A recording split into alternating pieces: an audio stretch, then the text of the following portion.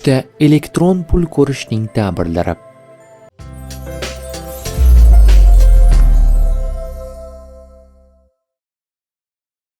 Elektron pul tushda paydo bo'lsa, bu sizning moliyaviy holatingizni, mablag'laringizni boshqarish qobiliyatingizni bildiradi.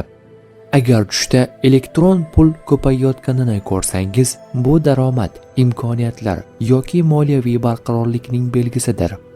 Agar tushda elektron pul yo'qolsa yoki o'g'irlanayotgan bo'lsa, bu moliyaviy xavf, mablag'larni yo'qotish yoki noto'g'ri qarorlar haqida ogohlantirishi mumkin. Tushda raqamli hamyon yoki elektron pul sizning raqamli dunyoda o'zingizni himoya qilish va ehtiyotkorlik bilan harakat qilish qobiliyatingizni ko'rsatadi. Agar tushda elektron pul boshqarishda muammo bo'lsa, bu shaxsiy yoki moliyaviy xavfsizlikni oshirish zarurligini bildiradi. Tushda elektron pullar sizning zamonaviy dunyoda raqamli imkoniyatlar, moliyaviy erkinlik va xavfsizlik bilan bog'liq ongli yoki ichki ehtiyojingizni aks ettiradi. Tush ta'birlari bashorat emas, barcha narsani bilguvchi zot yagona Allohdir.